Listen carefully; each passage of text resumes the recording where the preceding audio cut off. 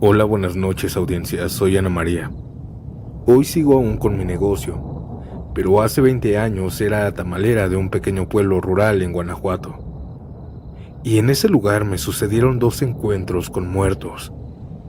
En ese tiempo mi rutina comenzaba a las 3 de la mañana. A esa hora el gallo todavía no cantaba, pero yo ya estaba de pie. Estaba calentando los tamales que preparé la noche anterior.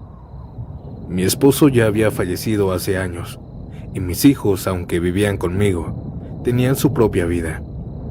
Así que el peso de salir adelante recaía en mis manos. Ese día, como todos, me levanté, me lavé la cara y me persiné frente al altar de la Virgen. La madrugada estaba muy fría, y el viento soplaba más fuerte de lo normal. Por un momento pensé en quedarme en casa, pero sabía que a las 3:30 pasarían los trabajadores del campo, rumbo a los sembradíos, y yo tenía que estar lista para ellos. A las 3:20 salí empujando mi carrito de tamales. La calle principal estaba vacía, como siempre a esa hora, y las pocas luces que colgaban de los postes apenas alumbraban los baches del camino. Mientras yo iba avanzando, algo me decía que mejor me regresara. Esa madrugada sentía un escalofrío que me recorría la espalda. Algo no estaba bien. Algo se sentía extraño. Cuando llegué a mi lugar de siempre, junto a la esquina donde comienza el camino al barranco, empecé a acomodar mi puesto. Coloqué bien los tamales de verde, de rajas y de dulce en la olla, y empecé a preparar el café y a mover el atole. Miré el reloj. Faltaban algunos minutos para las 4 y nadie había bajado aún. Mientras esperaba a los primeros clientes, me senté en el banquito de madera. Y fue entonces que lo escuché.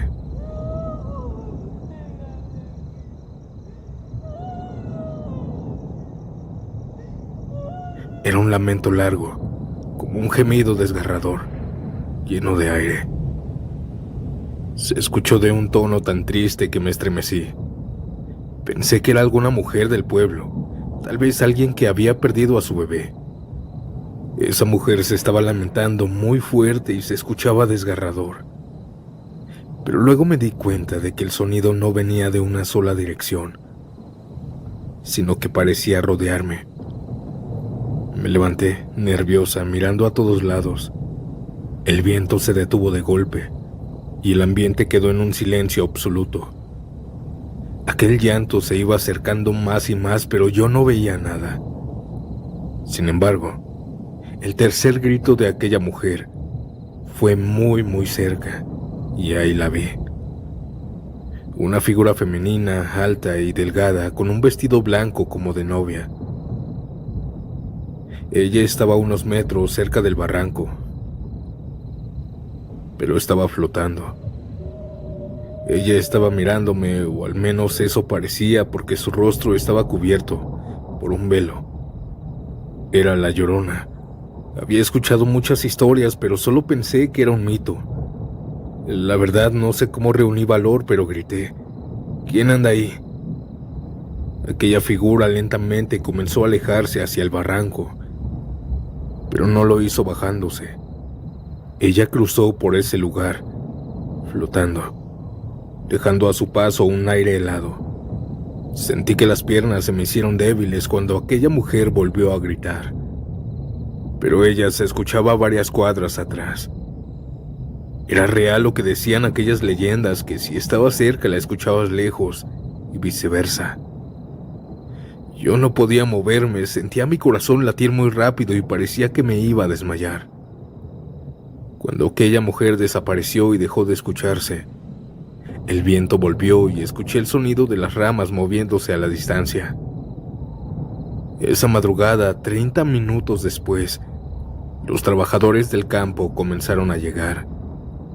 Todos los del pueblo la habían escuchado. Es por eso que decidieron no salir. Volví a la casa como a las 12 de la tarde, aún asustada y rezando. Sin embargo, esta no fue la única vez que viví algo extraño. Muchos años después, también a la misma hora, estaba preparando mi puesto cuando vi algo aún más aterrador, o al menos para mí. Esta vez yo estaba acompañada.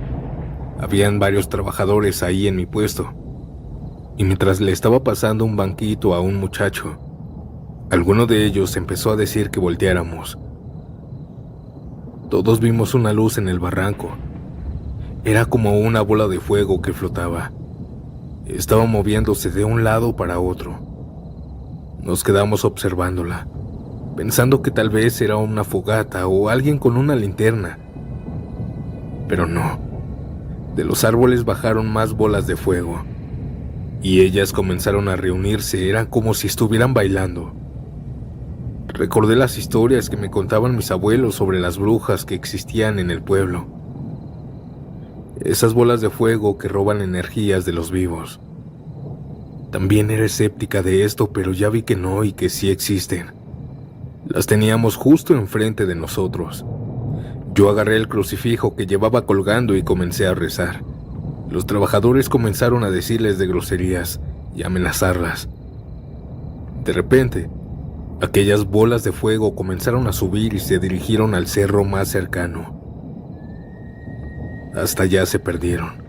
Esa madrugada todos comenzamos a sudar frío. Habíamos tenido encuentros con unas brujas.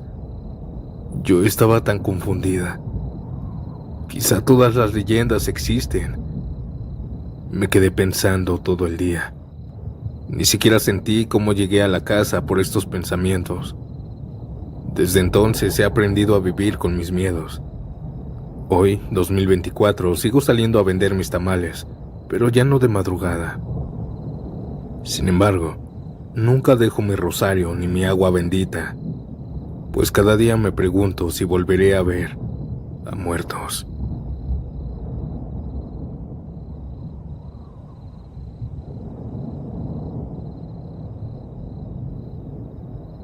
Mi nombre es Gabriel, y siempre he tenido una pasión: el ciclismo de montaña. Vivo en un pueblo pequeño rodeado de cerros y montañas, así que cada tarde después del trabajo tomo mi bicicleta y me escapo a un cerro. Es mi forma de desconectarme del mundo y estar en paz conmigo mismo.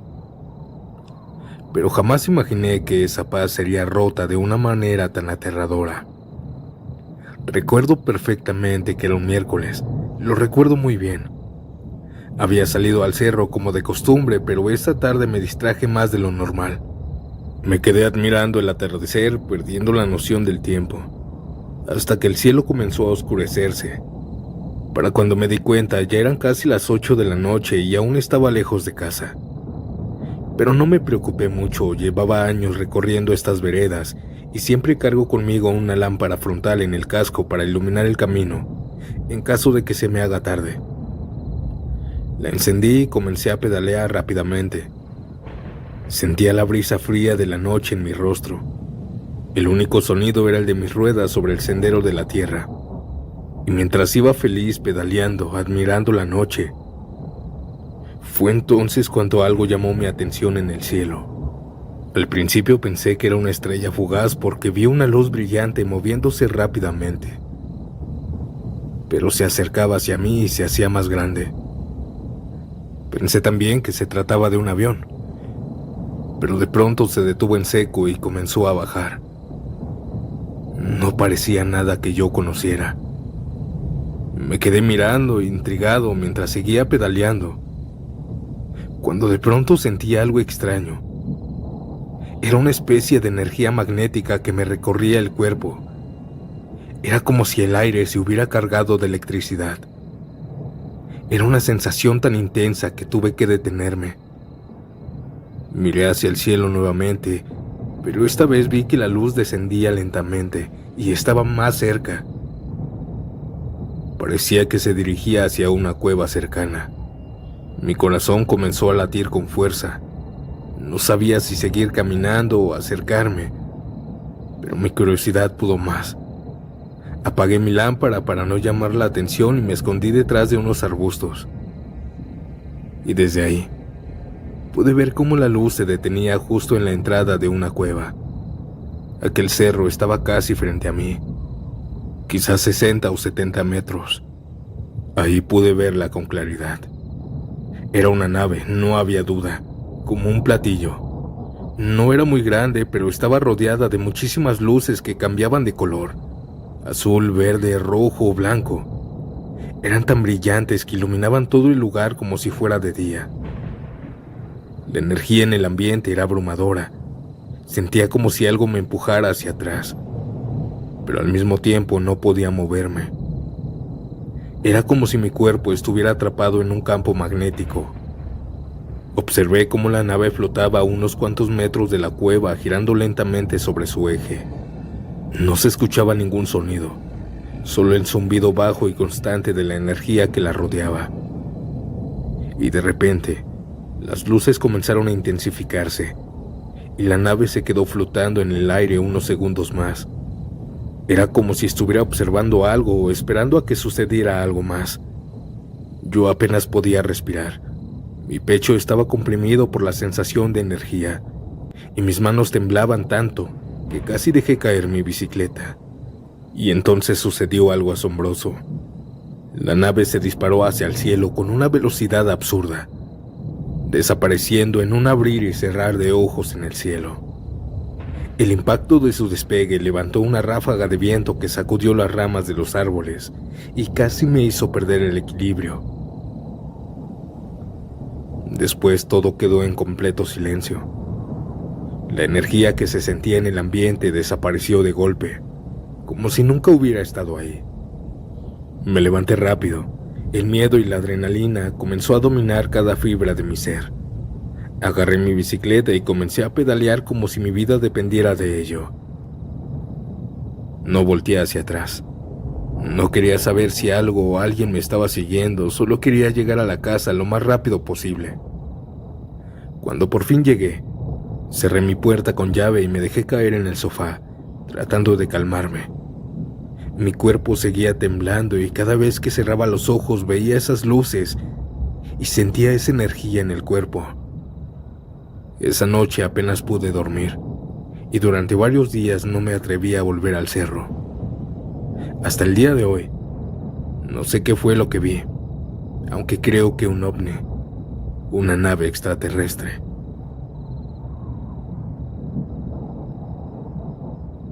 Audiencia, buenas noches. Antes de pasar al siguiente relato, si les está gustando mi contenido, deja tu like y comenta: ¿a qué hora te atreves a sumergirte a estas historias de terror?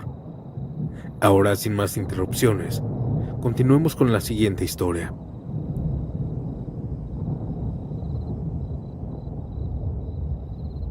Hola audiencia, hoy quiero relatarles algo que no es mío y no me sucedió a mí. Hace algunos años, platicando con mi amiga Claudia, me contó algo que jamás he podido olvidar. Fue en una reunión, era una tarde tranquila, estábamos tomando café y la conversación tomó un giro inesperado, pues le pregunté sobre sus trabajos anteriores. Fue entonces que con un tono serio y algo sombrío, comenzó a hablarme de su tiempo como conserje en un kinder de la Ciudad de México, allá por los años 90. Claudio me explicó que había aceptado ese trabajo porque le urgía dinero. No solo era la conserje, sino también tenía que vivir ahí. En una esquina del terreno del kinder había un pequeño cuarto hecho de tabique y losa, apenas lo suficientemente grande para una cama, un buró y una hornilla. El cuarto era muy sencillo, pero para ella era más que suficiente. Pero a pesar de ello, lo que vivió en ese lugar le dejó cicatrices que no se borran. Todo estaba bien durante las semanas de clases, los gritos y risas de los niños llenaban el lugar durante el día. Y por la noche, cuando todo quedaba en silencio, mi amiga Claudia sentía cierta calma en la soledad del kinder vacío. Pero todo cambió cuando llegaron los primeros días de vacaciones escolares. Fue durante esas semanas, cuando el kinder quedó completamente desierto, que Claudia comenzó a notar cosas que no podía explicar. La primera noche, mientras intentaba dormir, escuchó un golpe en seco en el pasillo cercano a los baños. Pensó que era su imaginación o algún animal que había entrado. Pero cuando los golpes continuaron, decidió salir a revisar. No había nadie. Cerró la puerta de su cuarto con llave y trató de ignorarlo. Las noches siguientes fueron peores. Claudia escuchaba gritos provenientes de los baños, voces infantiles que lloraban, se quejaban o parecían llamarla. En ocasiones, cuando se armaba de valor para salir a revisar, encontraba todo en silencio y vacío. Pero apenas regresaba a su cuarto, los sonidos volvían. Eran gritos que se te metían en la cabeza, me dijo, estremeciéndose al recordarlo. Además de los gritos aterradores, también oía bancas arrastrándose en los salones, golpes en los pizarrones y pasos apresurados en el patio. También a veces, el ruido de los columpios moviéndose en la madrugada rompía el silencio, o el sonido inconfundible de la bola giratoria de los juegos infantiles. Sin embargo, cuando miraba por la ventana, sí los veía moverse, pero no había nadie, y ni siquiera el viento los podía mover. Todo eso le aterraba, pero nunca vio una figura o algo que pudiera identificar como la causa, quizá muertos. Era como si el kinder estuviera lleno de energía, como si los juegos y los salones tuvieran vida propia, me confesó. Sin embargo, Claudia sabía que no podía perder este trabajo, necesitaba el dinero y no tenía a dónde ir. Así que después de las vacaciones, a pesar del miedo, nunca le contó nada de esto a las maestras o a la directora. Aunque ellas parecían sospechar algo, nunca insistieron demasiado. A veces me preguntaban si no escuchaba cosas, pero yo solo les decía que no, porque no quería que pensaran que estaba loca o que inventaba cosas para llamar la atención, me dijo. Con el tiempo, Claudia aprendió a ignorar lo que pasaba en las noches. Se acostumbró a aquellos gritos en el baño, aquellos aterradores gritos, los pasos y los sonidos de los juegos moviéndose solos. No era fácil, pero simplemente trataba de convencerse de que solo eran ruidos, nada más. Y después me dijo algo más aterrador. Era como si hubiera hecho un trato con el lugar. Yo no les molesto y ellos no me hacen daño, me explicó. Claudia trabajó ahí varios años y aunque nunca vio nada, lo que escuchó y vivió durante ese tiempo quedó grabado en su memoria. No sé qué era, pero había algo en ese lugar, algo que no se iba. Cuando me contó esto, yo no supe qué decirle. La forma en que describía todo, la sinceridad en su voz, me dejó sin palabras. Esta fue la historia que puedo contarles. Muchas gracias, audiencia, por escucharme.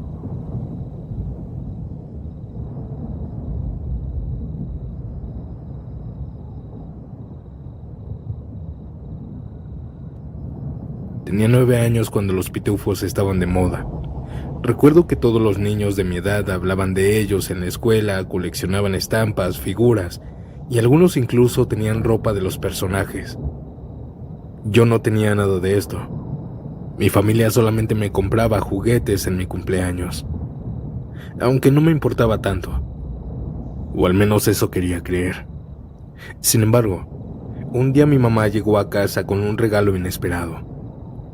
Un muñeco de peluche de Gruñón, mi pitufo favorito. Era pequeño, apenas cabía en mis manos y tenía esa expresión de enojo que siempre me hacía reír. Mi mamá me lo había comprado en un mercado cercano y yo estaba emocionado. Lo llevé a todos lados durante semanas, hasta que se terminó convirtiendo en mi peluche para dormir, acompañándome cada noche. Fue después de algunas semanas cuando comencé a notar cosas extrañas. Al principio era algo sutil. Me iba a dormir con el muñeco a un lado y por la mañana lo encontraba en otro lugar, en el suelo, en el buró, incluso sentado en una silla al otro lado del cuarto. Yo no le daba mucha importancia, pensé que tal vez lo movía en mis sueños o que simplemente se caía de la cama. Una noche, sin embargo, todo cambió. Me desperté en medio de la oscuridad porque sentí un leve movimiento en mi cama. Mi primera idea fue que era mi gato, pero al encender la lámpara no había nada. salvo el muñeco que estaba sentado justo al borde de mi colchón. No se caía, parecía que se movía lentamente. Pero no sentí miedo, de hecho me pareció divertido. En mi inocencia pensé que mi muñeco estaba vivo como en la caricatura, y hasta me emocioné. Pasaron varias noches similares. A veces despertaba y veía cómo el muñeco se movía. Caminaba lentamente por la habitación, dando pequeños pasos torpes con sus patas de tela. Casi siempre lo veía quedarse parado en un rincón, como si estuviera vigilando algo. Nunca me daba miedo, para mí era como un juego secreto que solo mi muñeco y yo compartíamos. Esto no se lo conté a nadie. Sin embargo, las cosas empezaron a ponerse extrañas. Una madrugada sentí algo pesado sobre mi pecho. Era como si alguien estuviera parado ahí. Abrí los ojos y lo vi. Era el muñeco gruñón. Estaba sentado justo sobre mí. Sus pequeñas piernas de tela colgaban y parecían que me estaba mirando. Podía sentir el peso de sus pasos diminutos cuando se movía sobre mí. Pero días después comenzó todo mal, pues él ya no se sentía tan ligero. Ahora se sentía muy pesado. Esto sí me asustó un poco, pero no lo suficiente como para contárselo a mis papás. Las noches siguientes el muñeco comenzó a aparecer sobre mi pecho cada madrugada, y era cada vez más pesado. Sentía sus pasos pequeños moviéndose lentamente, pero cuando se sentaba era mayor el peso. ¿Por qué? No sé. Ya no era divertido. Ahora se sentía algo raro, algo que no podía explicar. Finalmente le conté a mi mamá. Le dije que el muñeco se movía solo por las noches y que siempre terminaba en mi pecho mientras dormía y que ya era muy pesado. Esperaba que me regañara o que me dijera que todo estaba en mi imaginación. Pero en lugar de eso, su rostro cambió. Se puso seria e incluso asustada. Esa misma noche mis papás entraron a mi cuarto. Mi papá tomó el muñeco, lo miró con desconfianza y le dijo a mi mamá: «Te lo dije, esos muñecos no son buenos, dicen que son del diablo». Sin pensarlo dos veces, mi papá lo llevó afuera y lo tiró a la basura. Mi mamá hizo una oración y roció agua bendita en mi cuarto. Yo me quedé en la cama confundido y un poco asustado. Esa noche dormí sin problemas, pero el muñeco nunca volvió a aparecer. Estaba en la basura, pero ahí desapareció. Ahora que soy adulto y miro hacia atrás, me doy cuenta de que aquello no era normal. No eran sueños ni juegos de mi imaginación. Eran sucesos paranormales. El recuerdo de ese pitufo caminando por mi habitación, de sus pasos pequeños sobre mi pecho, todavía me dan escalofríos. A veces me pregunto qué habría pasado si nunca le hubiera dicho nada a mis papás. El muñeco me hubiera hecho algo más. Mejor no saberlo. Hace muchos años, en el municipio de Ocosingo, Chiapas, mis padres, hermanas y yo rentábamos una casa alejada de la ciudad. Habían pocas casas en ese barrio y lo que abundaban eran terrenos baldíos. Los primeros días en la casa fueron tranquilos, pero luego poco a poco comenzaron a suceder cosas extrañas durante la madrugada. Durante la madrugada se podía escuchar que alguien corría descalzo por los pasillos de la casa y el ambiente también se comenzó a volver muy pesado. Toda la familia comenzó a experimentar síntomas de dolores de cabeza, mareos y debilidad. La situación se volvió más intensa, más fuerte, hasta el punto de que incluso en pleno día y frente a nosotros, sucedían cosas inexplicables. Por ejemplo, la licuadora se prendía sola, o el modular de la sala empezaba a tocar música a todo volumen sin que nadie lo activara. Todo esto nos llevó a dormir juntos en la sala, recordándonos a la película del Conjuro, pero aún estando todos reunidos, seguíamos escuchando cosas. Hubo una noche en la que yo no tenía sueño. Era un fin de semana alrededor de las 2 o 3 de la mañana y decidí ver videos en el teléfono. En ese momento aún no dormíamos todos en la sala y mientras estaba entretenido con mi teléfono, empecé a escuchar pasos fuertes en la azotea, como si alguien estuviera corriendo. Al principio pensé que era mi papá, así que no le di mucha importancia, pero luego los pasos se repitieron. Me levanté y fui a la sala donde encontré a mis papás que tampoco tenían sueño y estaban viendo televisión. Mi mamá tenía un semblante de preocupación y me preguntó: ¿escuchaste eso también, verdad? Yo le dije que sí, y que por eso había ido con ellos. En ese tiempo teníamos 2 perros, uno pequeño de color negro y un pitbull. Mi papá y yo estábamos a punto de salir, ya que los pasos seguían en la azotea. Pero entonces vimos algo extraño desde la ventana de la sala, que daba al patio donde está la escalera para subir a la azotea. Observamos cómo el perrito negro comenzaba a llorar y lo veíamos siendo empujado, como si alguien invisible lo estuviera pateando, pero no había nadie ahí. La pitbull tampoco no reaccionaba, estaba echada y tranquila. Pero en ese momento no entendíamos el porqué. Solo veíamos al pobre perrito llorando mientras lo empujaban.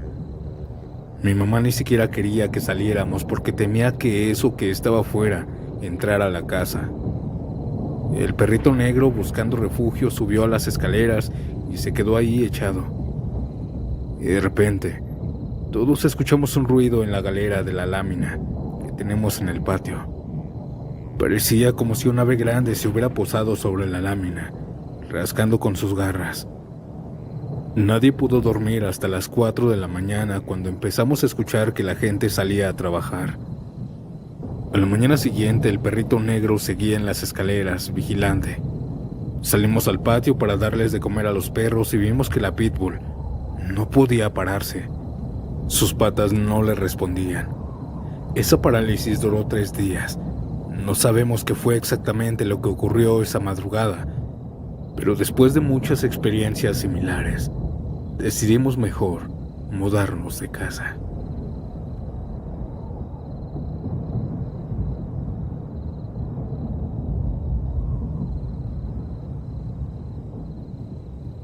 Quiero contar una leyenda que se dice pasó hace mucho tiempo en Huetitán. Hace mucho tiempo existía un establo propiedad de un rico ranchero. Este establo proveía de leche y productos lácteos a gran parte de Guadalajara. Entre los trabajadores de ese lugar había un joven que era muy trabajador y honrado. Un día a este muchacho se le extravió un becerro de los que tenía a su cuidado.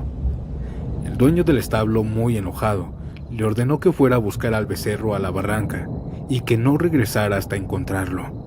De lo contrario, él mismo tendría que pagarlo o enfrentarse a la cárcel. El joven, preocupado, emprendió la búsqueda bajando por senderos hasta el fondo de la barranca, pero no encontró al animal.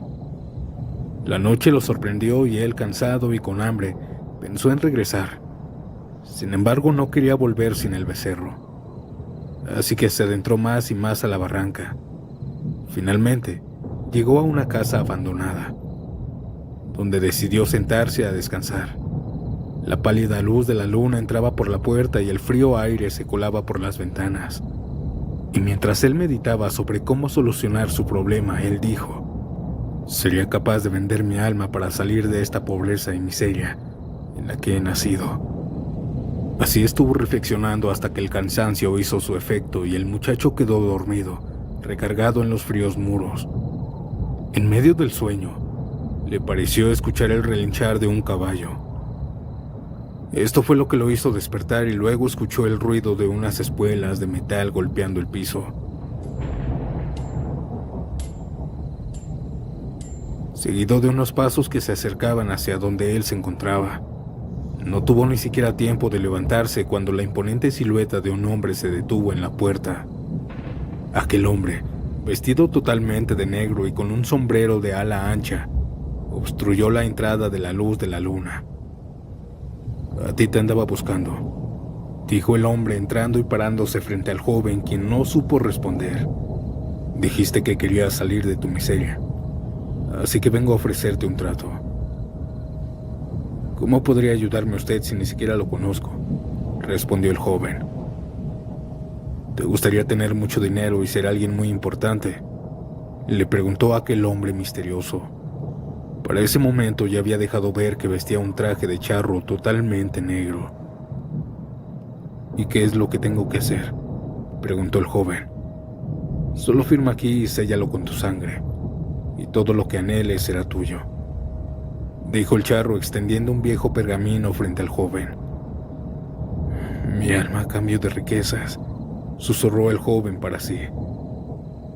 Tu alma a cambio de la felicidad para ti y tu familia, respondió el charro negro, mientras le ofrecía una pluma fuente de plata. El joven tomó la pluma y firmó. En ese momento despertó agitado y confundido por el sueño tan perturbador que había tenido. Desorientado salió de la casa colorada y dejó su pueblo para irse a vivir a Guadalajara, donde su suerte cambió. Tal como el charro negro le había prometido, se hizo rico y llegó a ser un cantante muy famoso.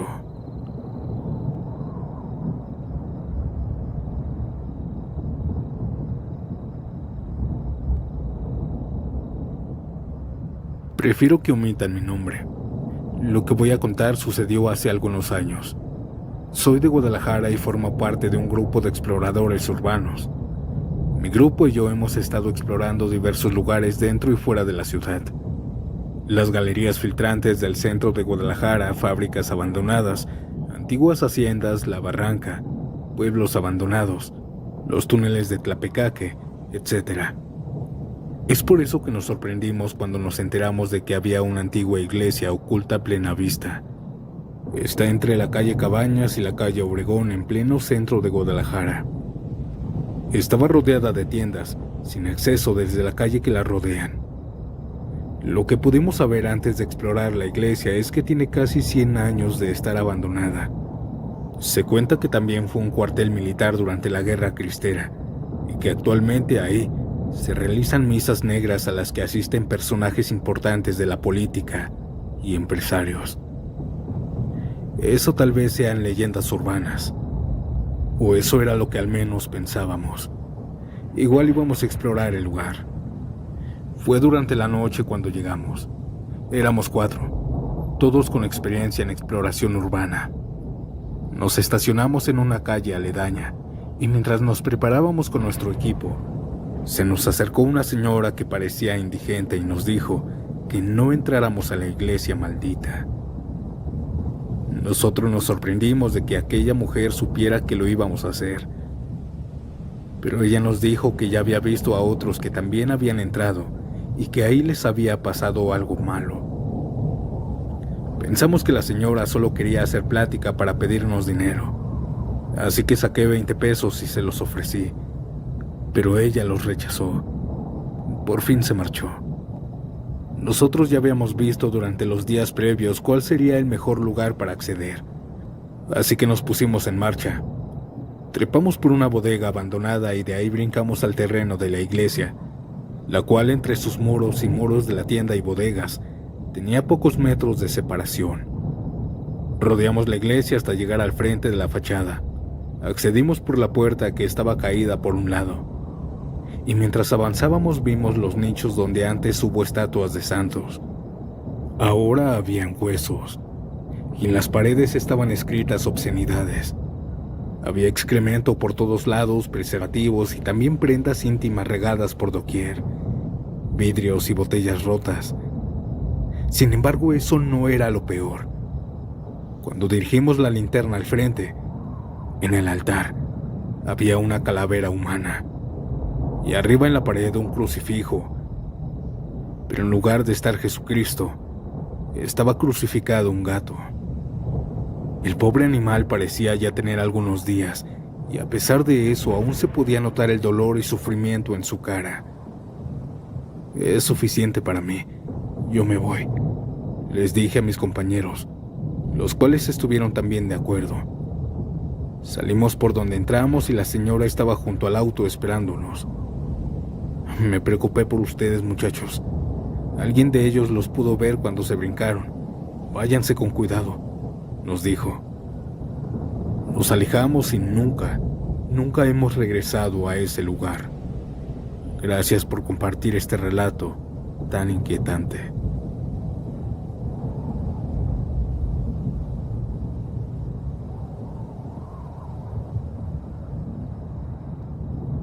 Soy de Guadalajara, de una colonia a las orillas de la ciudad, junto a una barranca que le dicen La Experiencia.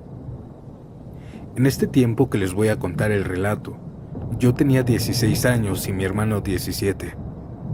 Como recordarás, fue en el 2020 cuando llegó la pandemia a México y todo se paralizó y se suspendieron las clases. La gente ahora estaba confinada en sus casas. Pues así es como pasábamos el tiempo mi hermano y yo, encerrados y sin contactos con ninguna persona. En ese tiempo yo tenía un novio de 18 años que era de espíritu aventurero, por así decirlo. Llegaba a ser imprudente en algunas ocasiones.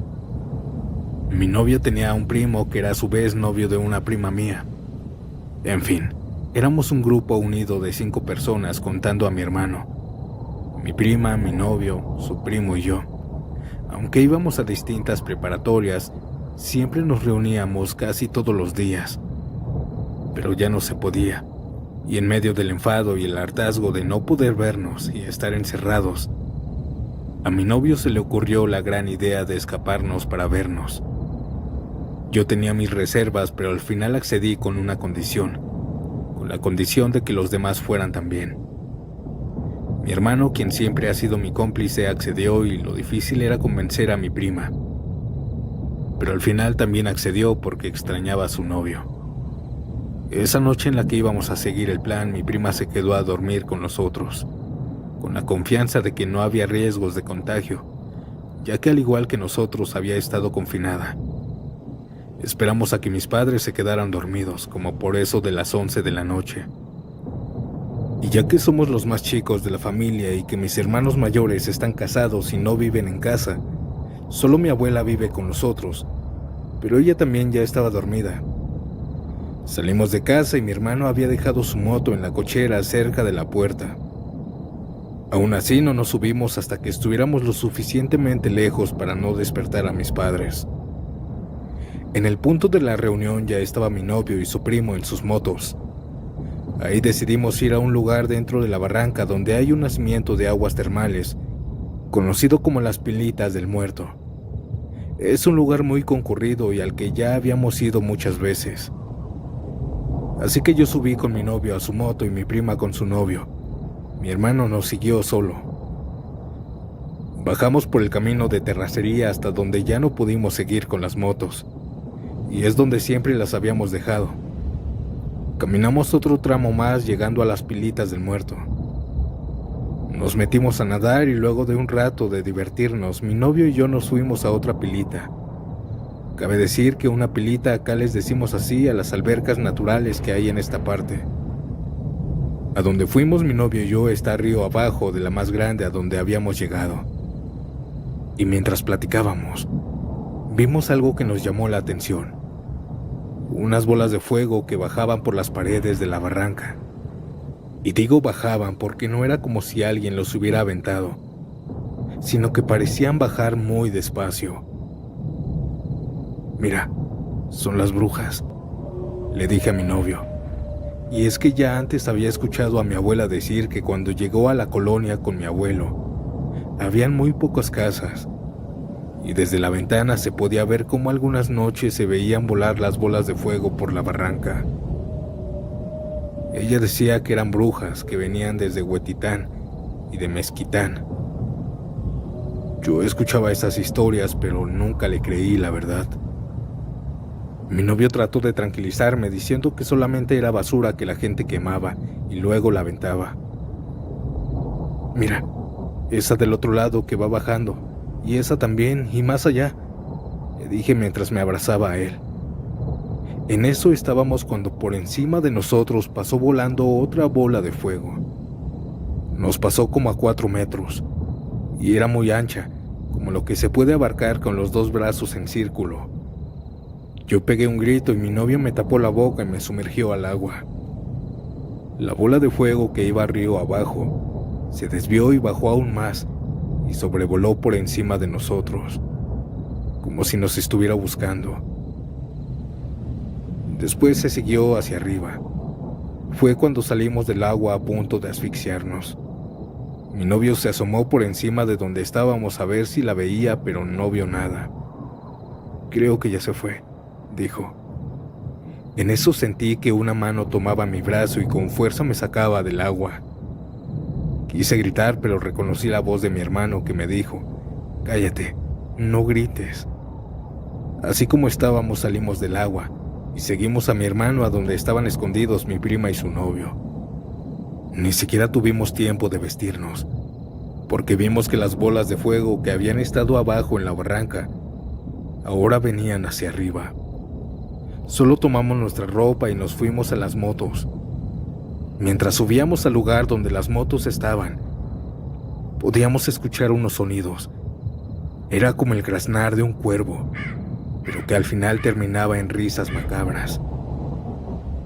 Está de más decir que cuando llegamos a casa mis papás ya estaban muy enojados esperándonos. Mi mamá dice que se dio cuenta que no estábamos porque escuchó a mi abuelita rezar por sus nietos. No sé cómo fue que mi abue supo que nos habíamos escapado, pero ella dice que tuvo un presentimiento.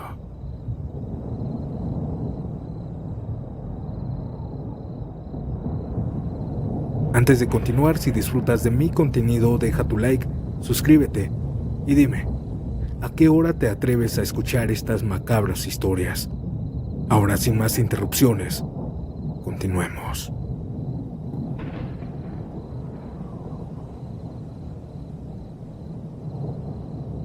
Quiero contar mi historia paranormal. Soy de Colombia y vivo con mi mamá y mi abuela.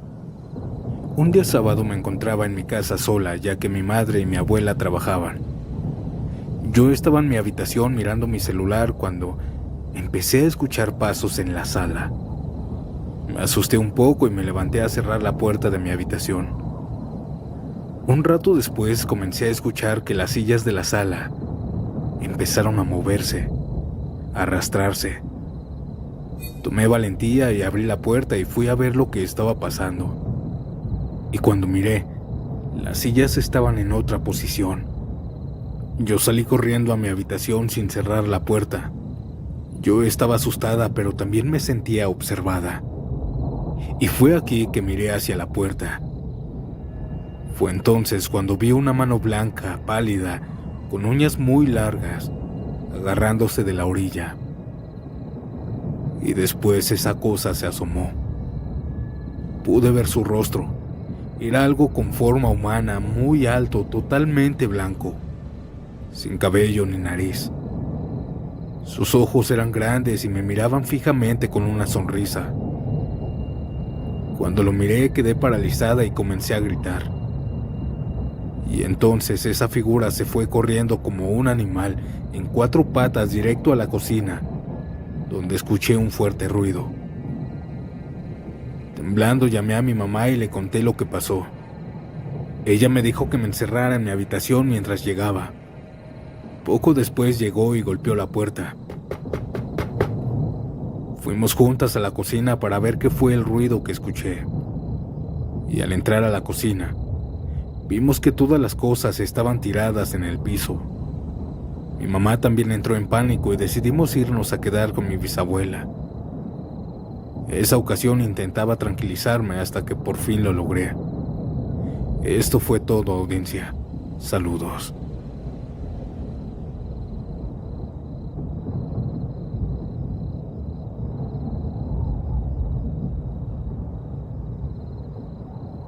Mi mamá es de Tlaxcala y mi papá de Miguel Auza, un municipio del estado de Zacatecas.